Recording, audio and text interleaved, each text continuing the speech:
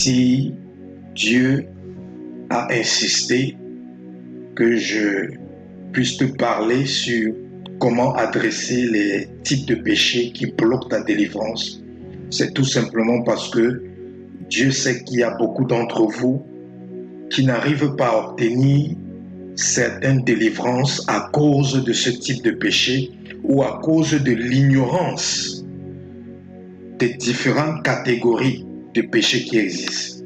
Premièrement, bien-aimé, je veux que tu saches qu'il y a 3 types de catégories de péchés.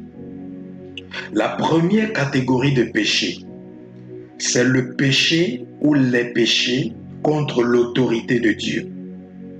Ça, c'est la première catégorie de péché, lorsque quelqu'un pêche contre l'autorité de Dieu. Et tu dois savoir une chose, c'est que le péché, c'est toute sorte de désobéissance à Dieu. C'est vrai que le péché, c'est le péché, mais tu dois savoir quelque chose, bien-aimé, que chaque péché diffère des autres de par ses conséquences ou de par les conséquences qui sont attachées à lui. Ça veut dire que quoi? Chaque péché est différent des autres de par les conséquences qui sont attachées à ce péché. Et tu dois aussi savoir, numéro 2, que la gravité des conséquences d'un péché est capable de détruire toute une vie et d'affecter même toute sa descendance ou sa postérité. Donc, le péché d'une personne est capable de détruire toute une vie et d'affecter même toute la postérité de cette personne. Le péché contre l'autorité de Dieu. C'est quoi le péché contre l'autorité de Dieu? Premièrement, tu dois savoir que le péché contre l'autorité de Dieu, c'est le péché auquel est attaché les conséquences les plus graves et les plus sévères. Et le péché contre l'autorité de Dieu, c'est tout péché que l'on commet en brisant quelque chose que Dieu a établi ou en déshonorant quelque chose que Dieu a établi ou en manquant de respect à des ordonnances ou à des décrets ou à des principes ou à des commandements que Dieu nous a prescrits d'obéir. Dans le livre de Nombres, chapitre 16, du verset 11 au verset 35, la Bible nous parle d'un monsieur qu'on appelait Corée pendant le temps de Moïse. Et la Bible dit que Corée s'est levé. Il y avait plusieurs personnes qui l'ont suivi. Il s'est rebellé contre l'autorité de Moïse. Et il ne savait pas qu'en se rebellant contre Moïse, il était en train de pécher contre l'autorité de Dieu. Pourquoi? Parce qu'il ne savait pas que c'est Dieu qui avait établi Moïse et donné les pouvoirs que Moïse avait sur le peuple. Et Corée s'est levé et il a dit à Moïse que tu n'es pas la seule personne qui peut entendre Dieu. Nous tous, nous pouvons écouter Dieu. Nous tous, nous pouvons aussi prier comme toi. Nous tous, nous pouvons aussi jeûner comme toi. Nous tous, nous pouvons aussi faire ce que tu fais. Sache que tu n'es pas la seule personne qui peut décider de notre devenir. Car nous-mêmes, nous avons accès à Dieu et nous-mêmes, nous pouvons parler à Dieu. Et la Bible dit, qu'est-ce qui s'est passé? Moïse a dit à Corée, il a dit, présentons-nous devant Dieu. Et celui que Dieu vient choisir, celui qu'il a établi, leader ou chef sur ce peuple, si c'est moi ou si c'est toi qui l'as établi. Bien-aimé, la Bible nous dit dans Nombres chapitre 16 que lorsqu'ils se sont placés pour faire ce défi, vous savez ce qui s'est passé? La Bible dit que la terre ouvert sa bouche. Ça veut dire que la terre s'est fendue. Et la Bible dit que la terre a avalé. Ça a avalé qui? Ça n'a pas seulement avalé Corée, le rebelle, mais ça dit que ça a avalé Corée, ça a avalé sa famille et ça a avalé tous ses biens. Ça veut dire que tout ce qui l'appartenait, même s'il y avait un vêtement, même s'il y avait un plat, même s'il y avait une cuillère, une fourchette ou quelque chose qui appartenait, la Bible dit que la terre a avalé tout ce qui appartenait à Corée. Ça a avalé toute sa famille. Ça a avalé tous ses biens. Et la Bible dit qu'il y avait près de 250 personnes qui étaient derrière Corée. Et la Bible dit que quoi? Un feu est descendu du ciel. Ça a consumé ces 250 personnes. Eux aussi, avec tout ce qu'ils possédaient, ça les a consumés. Ça, c'est ce que j'appelle les conséquences du péché contre l'autorité de Dieu. C'est quelque chose que Dieu ne tolère pas. Et comme je le dis, le péché, la catégorie de péché la plus dangereuse, c'est le péché contre l'autorité de Dieu. Nous avons l'exemple de Saül. Nous avons l'exemple de Saül dans la Bible. Beaucoup de personnes se posent la question, pourquoi Dieu a pardonné David et il n'a pas pardonné Saül? Parce que lorsqu'on lit la Bible, nous voyons que Saül s'est repenti. Saül a prié Dieu. Saül a même demandé au prophète de prier pour lui, pour intercéder pour que Dieu le pardonne. Nous allons lire très vite 1 Samuel chapitre 15, verset 24 à verset 25. 1 Samuel chapitre 15, verset 24 au verset 25. Qu'est-ce que la Bible nous dit? 1 Samuel 15,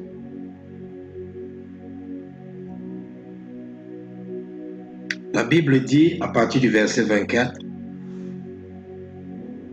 alors Saül dit à Samuel, j'ai péché, car j'ai transgressé l'ordre de l'Éternel. C'est ça. Saül n'a pas péché contre le peuple. Saül n'a pas péché contre un être humain. Saül n'a pas péché contre un pasteur, contre un prophète. Saül a péché contre l'ordre de l'Éternel. Tout ce que Dieu institue, tout ce que Dieu établit, quand tu pèches contre ça, tu es en train de pécher contre l'autorité de Dieu. C'est comme si tu es en train de faire la rivalité à Dieu. Et Dieu, il y a quelque chose que Dieu ne tolère pas. Toute personne qui se lève comme un rival face à Dieu, Dieu fait de lui ce qu'il a fait à Satan, qui était l'ange de lumière Lucifer. Donc, voyez, Saül dit au verset 24, alors Saül dit à Samuel, j'ai péché car j'ai transgressé l'ordre de l'Éternel. Je n'ai pas obéi à tes paroles. Je craignais le peuple et j'ai écouté sa voix. Maintenant, je te prie, pardonne mon péché. Reviens avec moi et je me prosternerai devant toi, Éternel. Vous voyez ce qui se passe ici? Saül a demandé pardon pour son péché. Saül a demandé pardon pour son péché. Saül s'est repenti de son péché. Mais Dieu a refusé de pardonner Saül. Pourquoi? Parce que Saül a péché contre l'autorité de Dieu. C'est une catégorie de péché très très dangereuse. Et quand les enfants de Dieu commettent ce type de péché, ils peuvent beau servir Dieu, beau rester à l'église, mais leur vie est déjà condamnée. Parce que lorsque Dieu rejette Saül, Saül n'a pas perdu la royauté instantanément. Saül est resté encore roi pendant des années. Mais il était maintenant sous la condamnation. À cause du quoi? Du péché contre l'autorité de Dieu. Vous voyez, Saül a dit, je prie maintenant, je te prie maintenant, pardonne mon péché, reviens à moi, je me prosternerai devant toi. Donc bien-aimé, fais attention au péché contre l'autorité de Dieu. Et le péché de l'autorité de Dieu, c'est un péché qui, comme je vous ai dit, ça affecte une personne et ça peut affecter toute sa postérité. La Bible nous parle du prophète Élisée et de son serviteur Géasi. Quand le serviteur Naaman, le chef de guerre Naaman, est venu pour que Élisée prie pour soigner sa lèpre, le chef de guerre Naaman est venu avec beaucoup de présents, beaucoup de cadeaux, beaucoup d'argent, beaucoup de biens. Et après avoir relâché une parole prophétique